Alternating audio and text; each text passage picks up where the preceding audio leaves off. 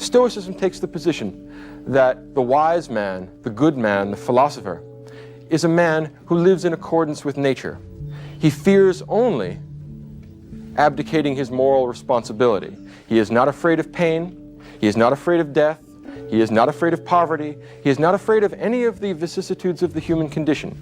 He fears only that he should let himself down and that he should be less than a complete human being.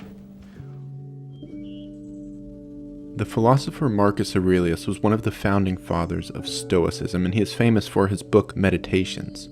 The idea of being a great man is kind of nebulous, but there is perhaps no single person in history who has ever been more deserving of that title.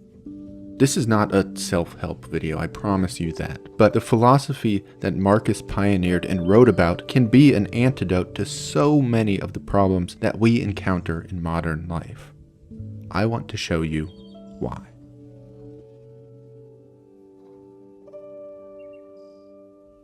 Marcus Aurelius was a Roman emperor who served from 161 AD to 180 AD. He was the last of the so-called five good emperors and served over a period known as the Pax Romana, or the Roman Peace. In fact, when Marcus Aurelius died, the Pax Romana ended. Aurelius, when he was emperor, was the most powerful man in the world. The Romans basically had no concept of the globe outside of their empire, so as far as he was concerned, Marcus was effectively ruler of the world. In this position, he could have anything he wanted. Precedent had been set. The life of a Roman emperor was basically synonymous with hedonism. That was what Roman emperors did. They indulged in money, sex, wine, and any other pursuit that even vaguely occurred to them. It was practically expected. So any vice the mind could have possibly considered was directly within reach for Marcus Aurelius. He was entirely unbound by money, law, custom, or even ethics. No one and nothing would stop him from realizing his wildest desires. But even in those limitless circumstances, Marcus Aurelius chose a life of virtue. He chose to be a good man, and not just in one instant or on one occasion, but every day for all 19 years of his time as emperor. Marcus Aurelius was a fundamentally good man. Being good doesn't make you a great person, but imagine staring down the beast of truly unlimited fantasies and declaring, "No, I choose virtue, not for the sake of praise or fame or admiration, but just for the sake of being good." That is impressive.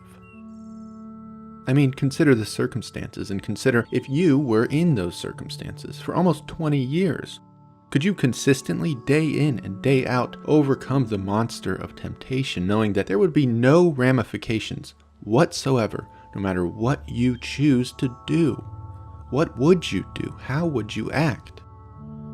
I know I couldn't follow the example set by Marcus Aurelius, and we know it was a true example because when no one was looking, that's when Marcus was at his best.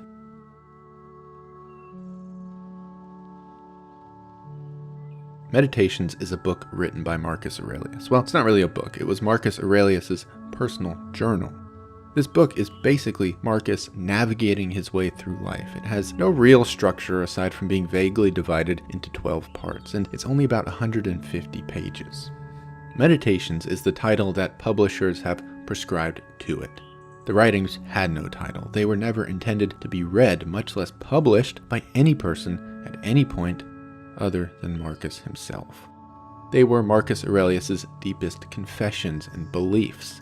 With that in mind, Meditations is immensely revealing as to the character of its writer. Because again, Aurelius wasn't writing this for anyone but himself. But despite this seemingly off-the-cuff nature, Meditations is one of the most powerful and most poignant books ever put to paper. Undoubtedly, the best thing to do is read Meditations for yourself. There are copies of it in almost every single library and bookstore in the country, maybe the world. But for the purposes of this video, there are a few ideas in there that I think are really worth examining.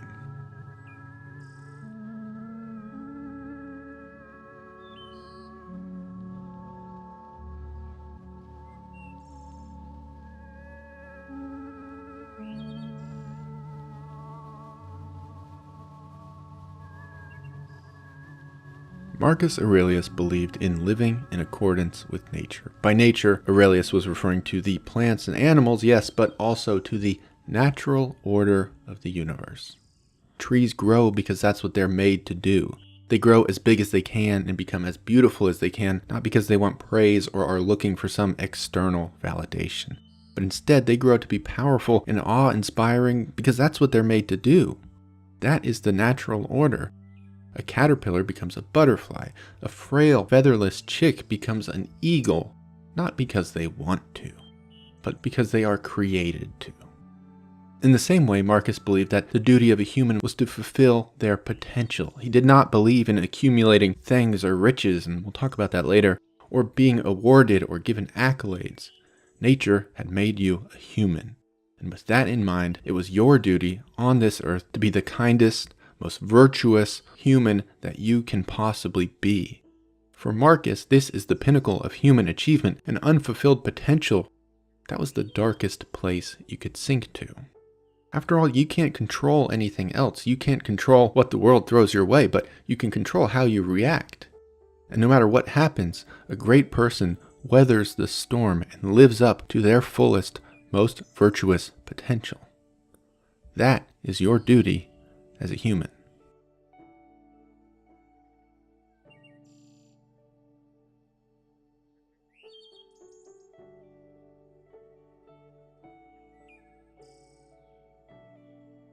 Marcus Aurelius was an emperor, so although he may have enjoyed sitting around writing all day, that wasn't his job and he didn't write very much. He had to deal with a lot of things and a lot of people. Above all else, Marcus believed that evil, wicked, or just somehow bad people were simply part of our universe.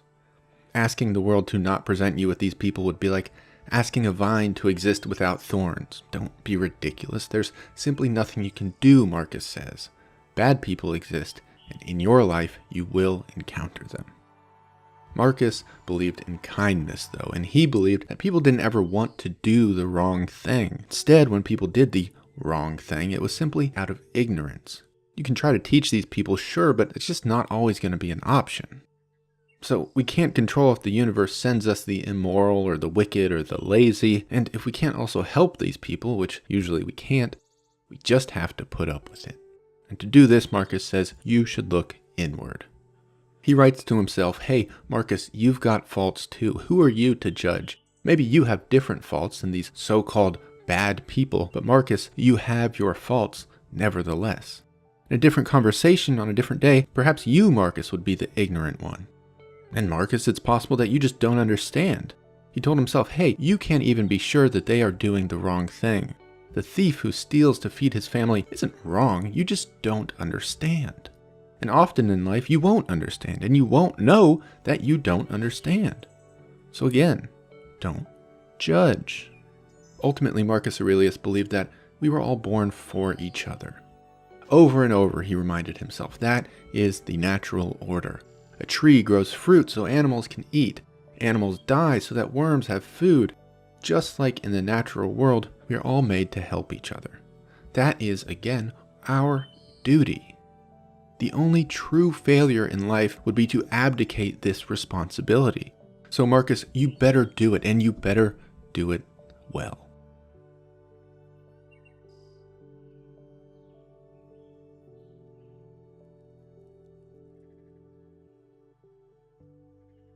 We all go through adversity, and Marcus Aurelius was no exception. But just like encountering bad people, Marcus realized that encountering adversity is simply part of the human condition.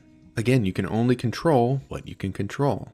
So don't pray for bad things not to happen. That is a fool's errand, Marcus told himself. Those things are going to happen, and there's positively, absolutely nothing you can do about it. But what you can control, Marcus, is you can control how you react to them. You can control if you are ready to meet adversity when it comes, and it will, Marcus says. You know that it will. When that day arrives, don't be sad because something bad happened. Don't feel bad for yourself. Don't mope. Instead, feel fortunate that you have the tools and the spirit to make it through unscathed. Marcus tells himself, bear these events as a brave man. Go through adversity with bravery and come out on the other side. When you do realize that this supposedly bad thing was not bad at all, it was simply an opportunity to persist, to rise above, to keep going forward.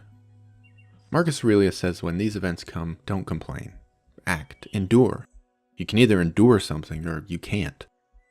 So what happens if and when that unendurable thing comes your way? Don't disgrace yourself, Marcus, he says. All men die, but not all men die complaining.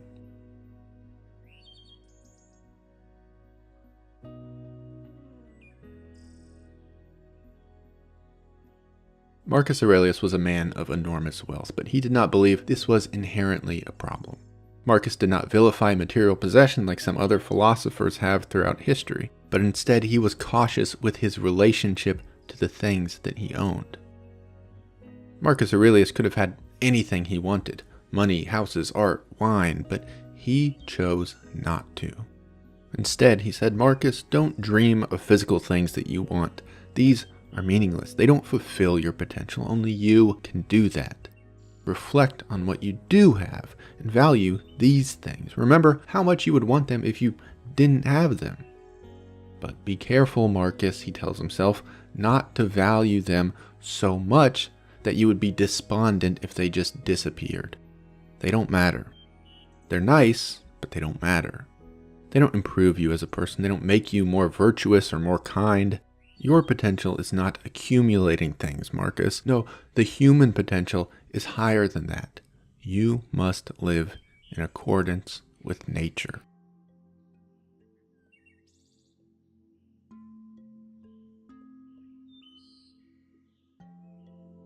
Marcus Aurelius spent a lot of his time thinking about death, so much so that it would be impossible to make this video without discussing his opinions on the subject. And his views on death were simple. It's coming whether you like it or not. He tells himself time and time again, it's outside of your control, so don't waste your time fearing death or fretting over mortality. Just like nature has assigned us to be good, to help one another, and to reach our fullest potentials, nature has assigned us to die. Death is a duty. So while you're here, live, be kind, be good, fulfill your role in nature, and then die. Because death is also part of that role. Marcus Aurelius, along with a couple other men, was a forebearer of the philosophy known as Stoicism. The Stoics believed in many things. Their school of thought covers logic, ethics, physics, and a whole lot more. But there is one distinction that lies at the core of the Stoic philosophy. The distinction of pleasure versus happiness. Money, fame, even success were external stimuli that provided fleeting moments of pleasure, but this wasn't happiness. Happiness was not so temporary. The concept of happiness was something more. It was a state of being that came entirely from within. It didn't come from being an emperor like Marcus Aurelius. It didn't come from any worldly things. The Stoics said to achieve happiness, you should live a life of virtue. You should continue to better yourself and become all that you possibly can. The only failure, the only true pain, the only true sadness, the only thing worth fearing is to let yourself down by not achieving your potential. Because and only because being great is your duty. Being great is in your very nature.